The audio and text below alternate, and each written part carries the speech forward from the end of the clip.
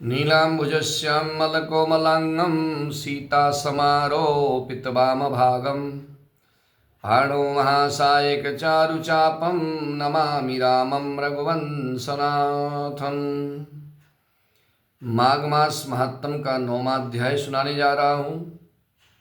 9वें अध्याय कथा बहुत ही पावन कथा है। इस कथा को सुनने मात्र से मनवांछित फल की प्राप्ति होगी।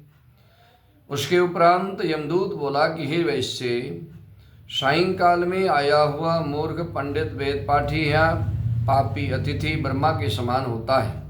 सायंकाल के समय में कोई भी आ जाए अतिथि, चाहे वो ज्ञानी हो चाहे अज्ञानी हो, मूर्ख हो, वेद पाठी हो, पापी हो, कोई भी हो, ब्रह्मा के समान होता है। रास्ते से थके हुए ब्राह्मण, भूखे प्यासे, अपचरित यानी कि आप नहीं भी जानते हो, यात्री जिसके गृह में तृप्त होता है, वे गृहस्थ बहुत समय तक ब्रह्मलोक में जाकर निवास करते हैं। मध्याह्न, सायंकाल या किसी भी समय में जिसके घर पर आया हुआ अतिथि निराश होकर नहीं लौटता, ऐसे सत्पुरुष कभी यमलोक में नहीं जाते। जिनके घर से याचक हो चाहे अतिथि हो, अगर उनके घर से खुश होकर के जाते हैं तो उनको जो है हमेशा स्वर्ग में ही वास मिलता है, कभी यमलोक में नहीं जाना पड़ता। निराश लौटा हुआ अतिथि गृहस्थ जीवन में इकट्ठे के समस्त पुण्य को समाप्त कर देता है। अतिथि के बराबर कोई दूसरी संपत्ति, धर्म और हित नहीं है। हे वैश्य, अतिथि सत्कार के प्रभाव से राजा तथा मुनिवर ब्रह्मलोक को चले गए थे, आज तक वहाँ से नहीं लौटे। अभी तक जो है स्वर्ग में ही वास कर रहे हैं और स्वर्ग के आनंद को देवताओं के जैसे भोग कर रहे हैं, अमृत का पान कर रहे हैं तथा स्वर्ग से हट करके उत्तम कुल में जो है जन्म लेंगे। यानी कि ऐसे मनुष्य को उत्तम कुल में जन्म मिलता है। धर्मात्मा राजा होकर जन्म लेते हैं, फिर चिर आयु तक, बहुत समय तक संसार के सुख को भोगते हैं, नष्ट न होने वाले वंश में जन्म लेते हैं। प्राण अन्न में रहते हैं, अन्न देने से प्राण दाता के समान कहलाता है। यानी कि अन्न का दान करने वाला प्राणदाता कहलाता है। हे वैश्यवर,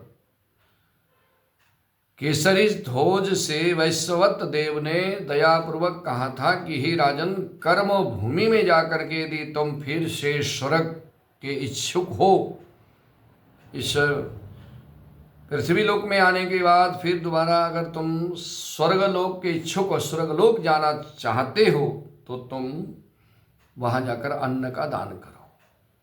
हे वैश्य, ये बात मैंने स्पष्ट धर्म से सुनी है। ग्रीष्म ऋतु में जल तथा हेमंत काल में ईंधन दान करने वाले सदैव सुख भोगते हैं। अन्न का दान देने वाले यमलोक के दुखों को नहीं देखते, हमेशा सुख पाते हैं। जो 6 महीने तक के ज्ञात अज्ञात छोटे बड़े पापों का प्रायश्चित मन कर्म वचन से नहीं करता, वो नरक भोगता है। और जो प्रायश्चित करता है वो सदैव देवताओं से सुशोभित विष्णु के पुर को जाता है।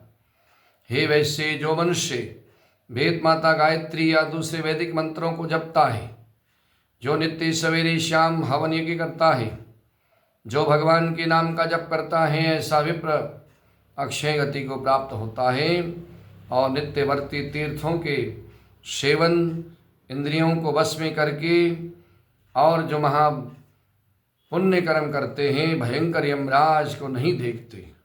और जो मनुष्य नित्य प्रातःकाल के समय में स्नान करते हैं और बाहरी तथा भीतरी पाप नष्ट हो जाते हैं और वे नरक को नहीं जाते। जो प्रातःकाल को उठकर स्नान करके भगवान की पूजा करते हैं, वो पवित्र हो जाते हैं और वो कभी नरक में नहीं जाते। जो कोई स्नान के बिना, भगवान की पूजा के बिना भोजन करते हैं, वो सदैव जो है पाप के भागी होते हैं। जो स्नान नहीं करते उनको पितर तथा देवता उनसे जो है विमुख हो जाते हैं। इसलिए स्नान करना अति आवश्यक होता है। प्रातःकाल को शरीर शुद्धि के लिए स्नान करें, आत्मा शुद्धि के लिए भगवान का पूजन और भगवान के नाम का जप करें। इस तरह से जो स्नान नहीं करते, जो भगवान का पूजन नहीं करते, वो नरक भोग कर अति नीच चंडाल योनि में जाते हैं। जो लोग पर्वों पर चलते जल में स्नान करते हैं वे ना बुरी गति को पाते हैं, ना बुरी योनि में जन्म लेते हैं, कभी भी वो जो है नरक में नहीं जाते। हे वैश्य श्रेष्ठ, प्रातः स्नान करने वाले मनुष्य, नियम पूर्वक माघ महीने में तिल का पात्र दान करने वाले कभी भी हम लोग को नहीं जाते। जो माघ महीने में भगवान का पूजन करते हैं वो हमेशा स्वर्ग में जाते हैं।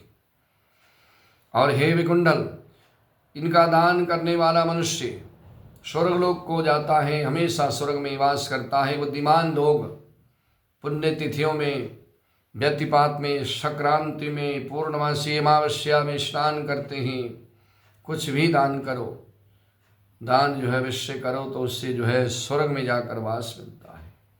सत्य वाणी, मौनी, मधुरभाषी, क्रोधी, क्रोध ना करने वाले, क्षमाशील, नीतिवान, अनिंदक, किसी की निंदा ना करने वाले, प्राणियों पर दया करने वाले, दूसरे के पापों को छुपाने पर आए, गुण का वर्णन ना करने वाले, दूसरे के धन को ना चाहने वाले, किसी के धन को ना हरण करने वाले, लोभी, किसी के प्रति धन के प्रति लोभ ना करने वाले, कभी भी उनको नरक नहीं जाना पड़ता, हमेशा उनको स्वर्ग में वास मिलता है।